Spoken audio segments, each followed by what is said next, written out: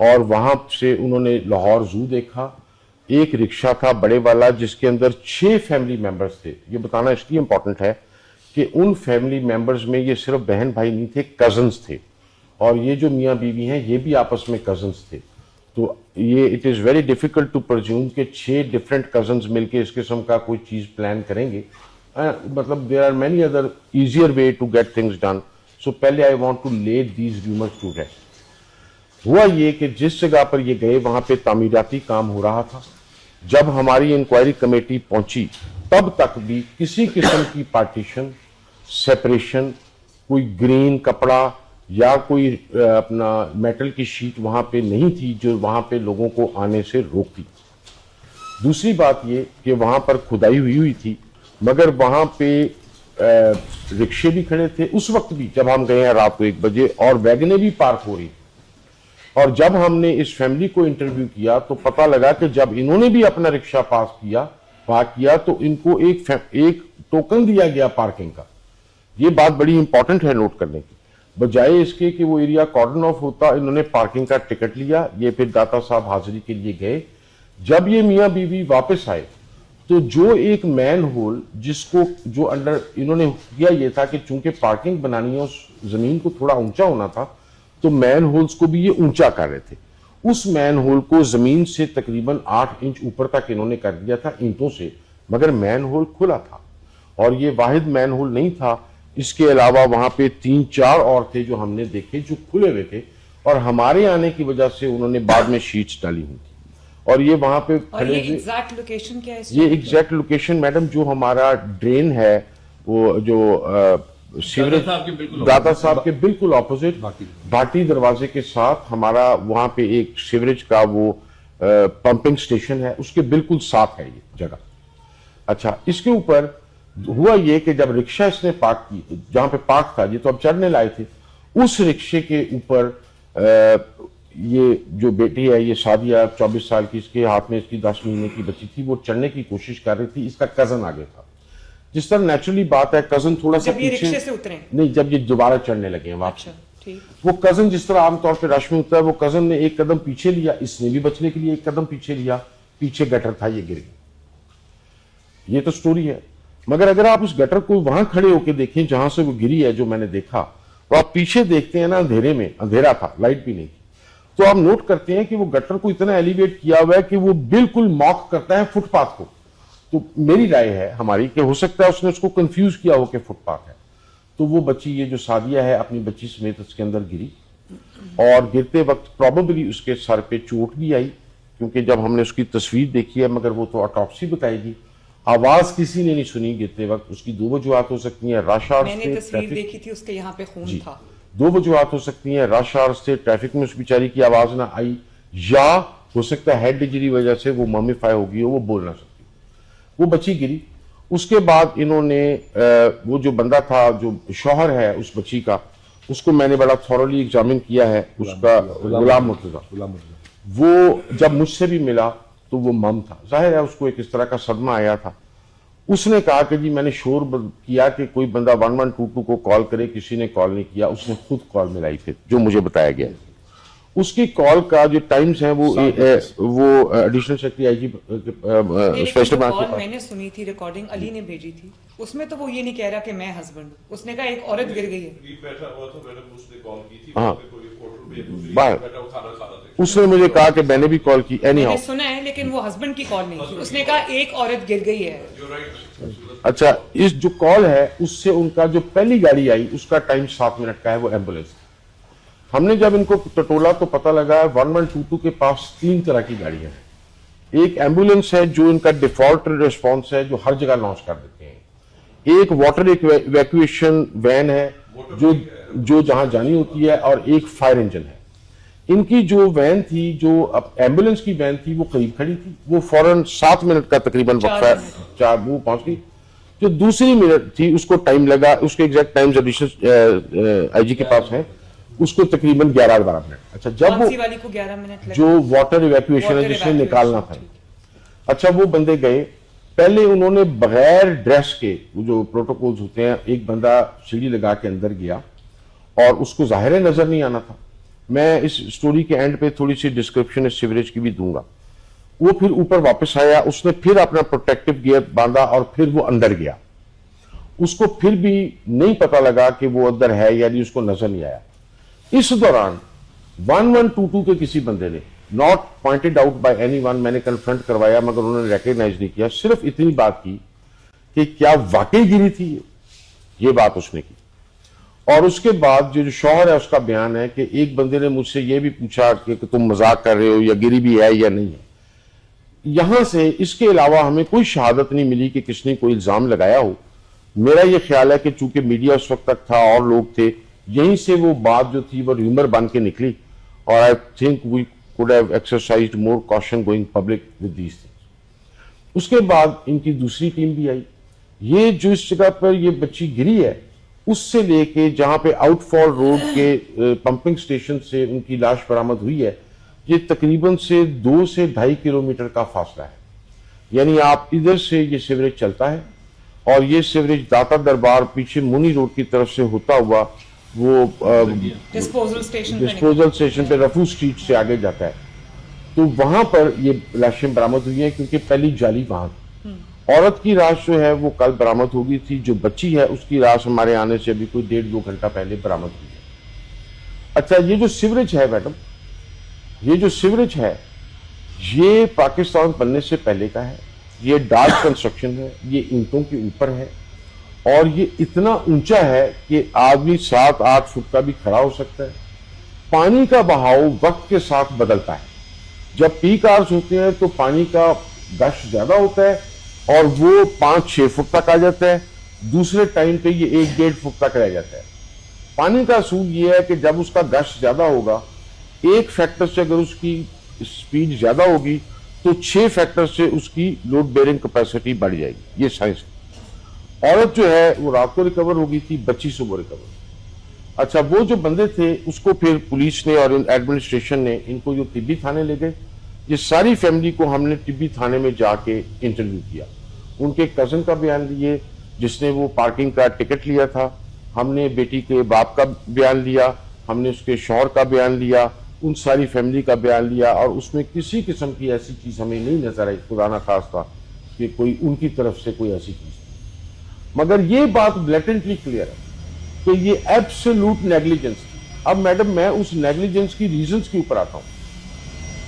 میرے حساب سے آپ اس کو لاک کر دیں گے پلیز, بہت ڈسٹربنس ہوتی ہے. جی میڈم, جو نیگلیجنس ہے اس کی بھی کوئی ریزن ہوتی ہے نا. ایک نیگلیجنس ہے جو صرف نیگلیجنس ہے, ایک نیگلیجنس ہے جس کے بارے میں میری یہ آیا کہ ہو سکتا ہے نچلے لیول پہ کوئی انٹرسٹ ایسا ہو. وہ کیوں؟ یہاں پہ پہلے بھی گاڑیاں کھڑی ہوتی ہیں اور ان سے پارکنگ کا ٹکٹ لیا جاتا ہے. جب اگر یہ ادھر کارڈن آف کر دیتے تو گاڑیاں اور پارکنگ کا پروسیس بند ہو جاتا اور ٹکٹ کی انکم بھی بند ہوتی. تو یہ ہو سکتا ہے, ہم نے ریکمینڈ کیا ہے کہ اس کو زیادہ ڈیپلی پروو کرنا چاہیے کہ ابھی تک پارکنگ کیوں کنٹینیو کر رہی تھی, اس کا ٹکٹ کیوں کر رہا تھا. اگر وہ پارکنگ کنٹینیو نہ کرتی تو یہ کارڈن آف کرنے والا معاملہ شاید ہوتا.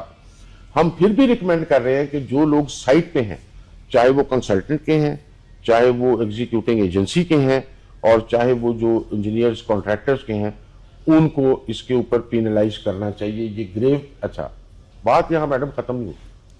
یہ بہت بڑا پروجیکٹ ہے.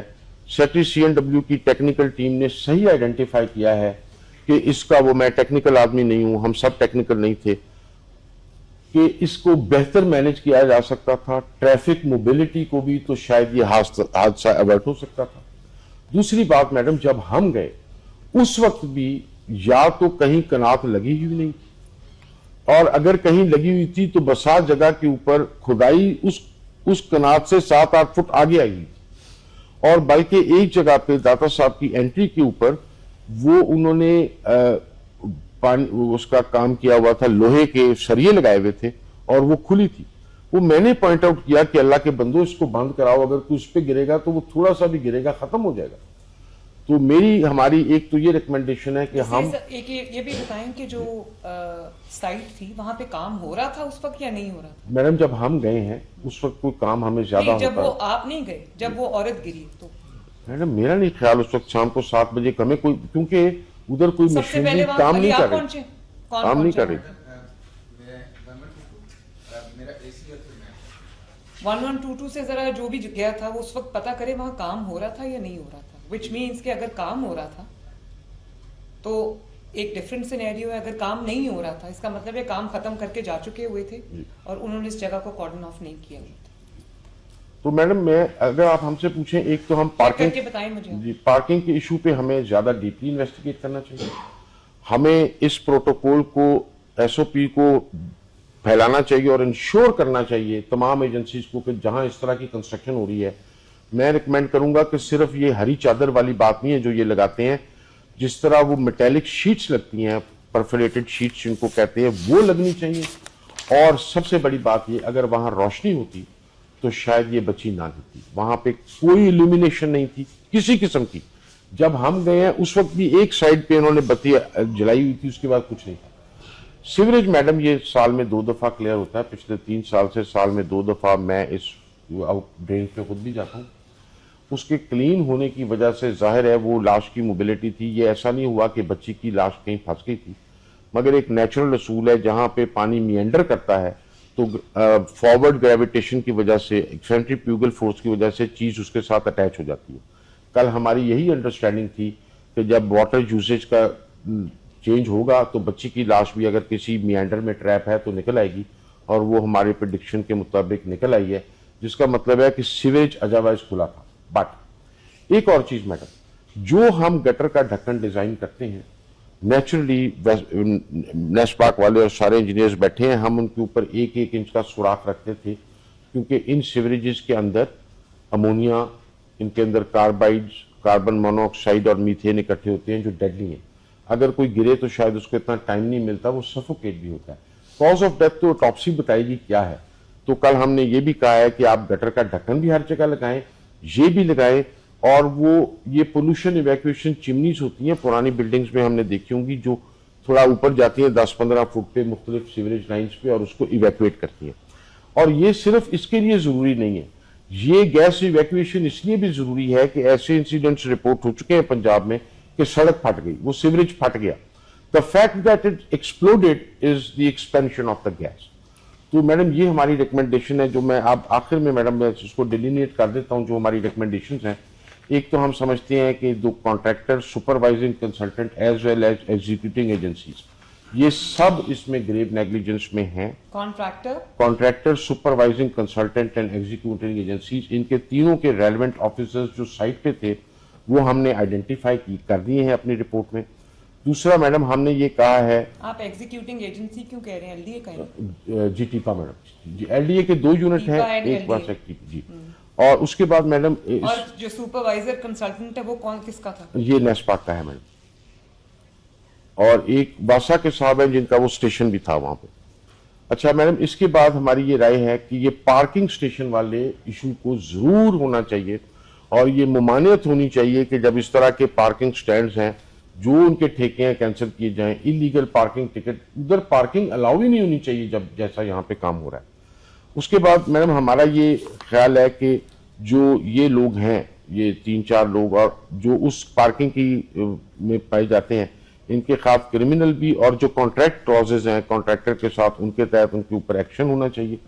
اور میڈم ہمارا ایک اور بھی خیال ہے کہ ریسکیو 1122 جو ہے وہ اس جگہ سے گیا جہاں سے وہ بچی گری تھی. اگر یہ 4-5 اگلوں کو بھی فوراً کھولتے تو چانسز بڑھ جاتے. This is perhaps new training need that we have identified.